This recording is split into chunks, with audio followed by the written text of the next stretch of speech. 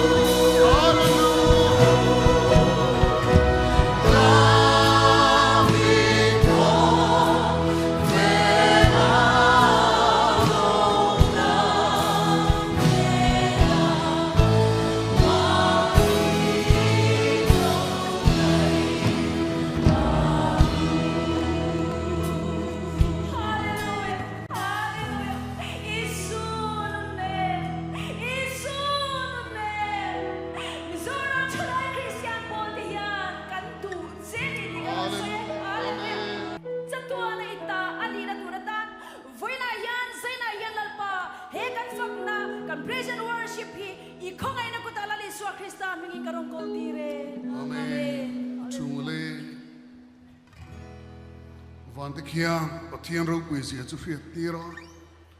borok zau takhian ku chuk chulan ti thina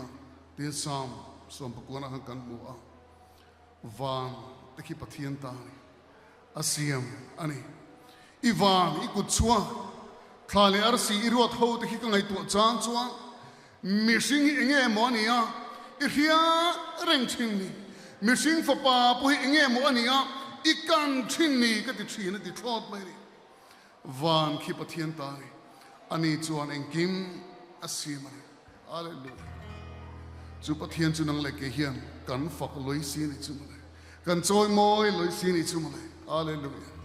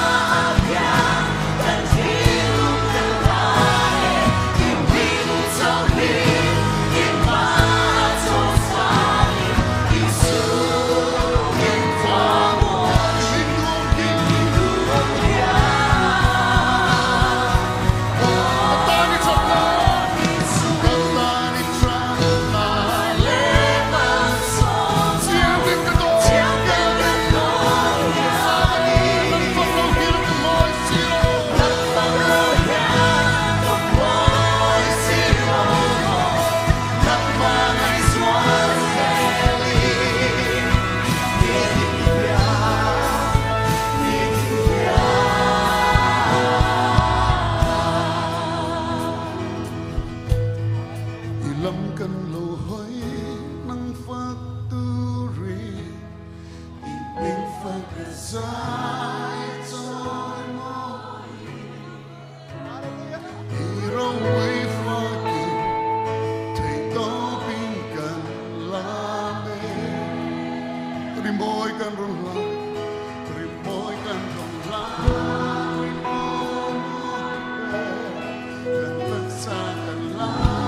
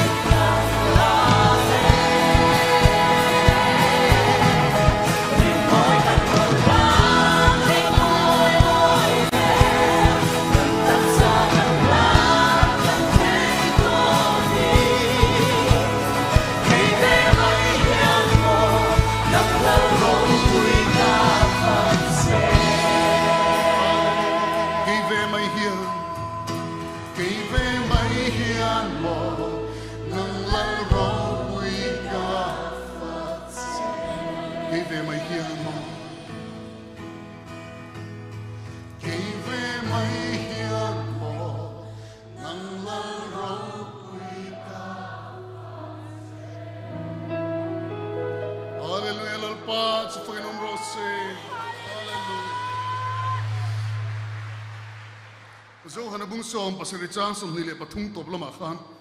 lali suwa tong chai na pui thiam lal tong chai na ti mai khaw ma lali suwa kha ma zui tu te le lo la zui zel tur te vuena ke ni ang te tang khana tong chai ni kha ti chuan he ti hian chama mi mai angin ama lali suwa khan mi mai angin an ni hi I mangai ti khovelin sia the na turin ti na tong chai ama la li su khan o isu soi kha tian isu halu ni toila mi mai angin anni hi I mai ani ti khovelin sia thina turin zena hian kan sual kan indu khoplo gi mangai pohla hian kan pastor min tong trai saka kathol ho mai ni chugri a hian thil dang tam takhi tam teru kan van thalo tak e ma semo nang le ke hi pathian in min mai na saddan chu afapa mai ang zetani chumale lalpa chu fakinum ro se pathian in afapa Isu Krista mai em te chu thil mak ani am ni dru mai ngot ang chu ma se chu tien kluk zeta nang le ke min mangai hi chu athuk lu tu aro pui lu tu kani kan phul bani dru zena hian nang le ke hi misual takpo lo ni mai la mai na mang le thu ber mangai hlo kan ni tho tho ni lalpa chu fkinam ro se ma se chu ti lai chun chu mai na rem chang la a khovel hambok pathian lam du anga lang boka nun kha chu pathian ina ni zer tira tum chu ni lo zena hian pathian mai na thu takiam kan thin lung lo khathar le ros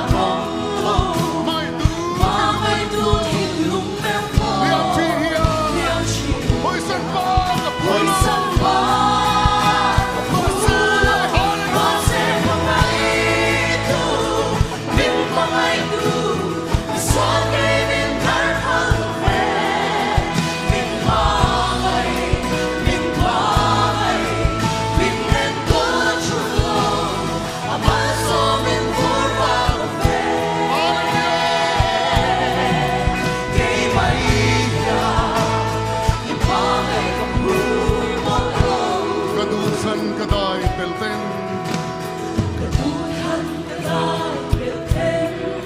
kain si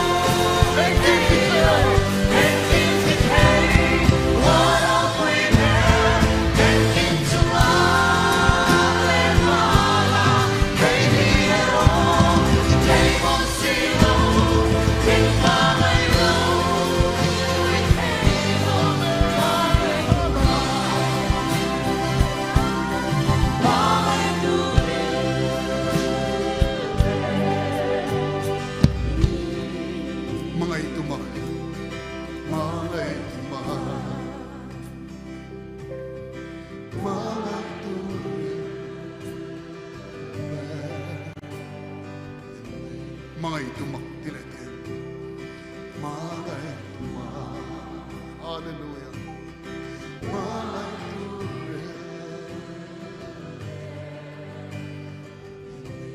mga itumak. Mga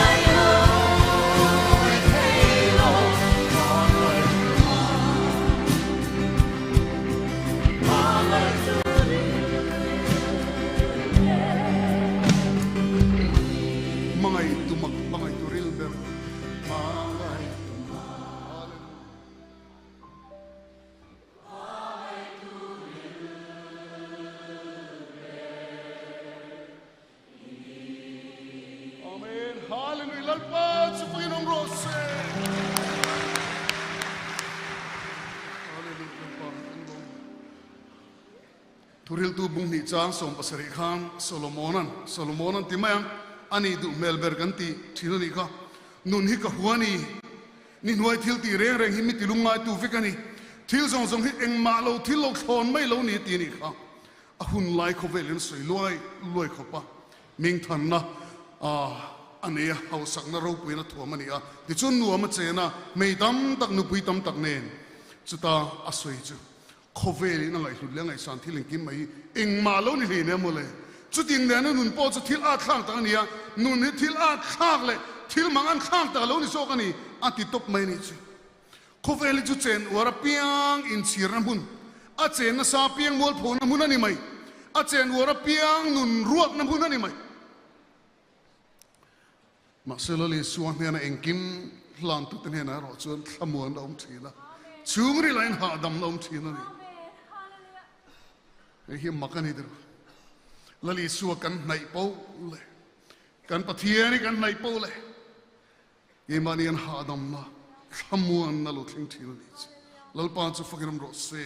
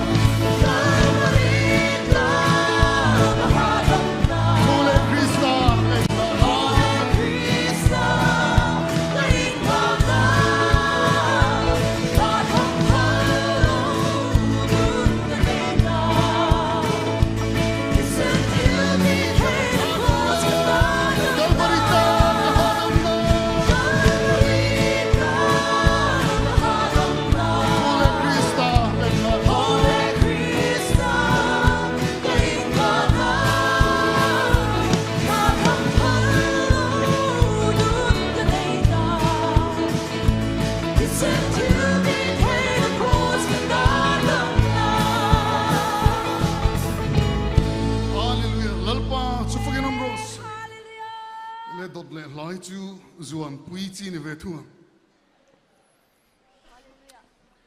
chu nai pan chung kha ka nga kal wang cheunga ka tong ri ring thowa in nga chuan tlaya Israel Father come Jehovah ka pathian leman biak san trina Jehovah ka pathian leman biak san trina ma se engamotia in sira Jehovah laman hoi khan lalpahan zinga lo cheng le trina anin thoi na hlan te kharon pom le trina an fang na hla sak ngei te po kha atan rim tui ka lo ne le trina ni chu TKP member tisual le trina ini mai thia TKP member isual ming lam chung sia chapo na le it sing na wang mi dang te rong bol na ni po muthiam le te lo chungri la nun kharu po ni mai the ma se kan thin lung chapo taki adik lovani ti kan hiat chu arwala lalpa lam kan hoile arwal hi pathian tharau chuan milo chen chile ngal thina ni chu lalpa chu fakinom ro se chu wangin keni ho chu kan fakla sak tur te kan tong trai la tu sam tur te lalpa nang su pathian ro pui takini pathian ro pui lu tu khi ke te lu hian ka fak sia chu pathian za ngai thei tak chun min ngai dam le thina ni hi mo le chu van lalpa nang ma fak na ni ka zak phal Inkhawmpui na chau hian pathian fakki nang ma fakki ka war don lova kan biegina ka sunzum don ni arem chanda nang se lin nang ma tantu nang ma nai du tu kani ti hi kalan tir don ni ti hi kan tung tain hlani se ka van tu ki ma zong ka kudle ka kete ka ote ken kim mai lalpa ta na siamani ane na kan hlan le hiam kan ti tur dik tak kan ti ni lalpa chu fakinam ros hallelujah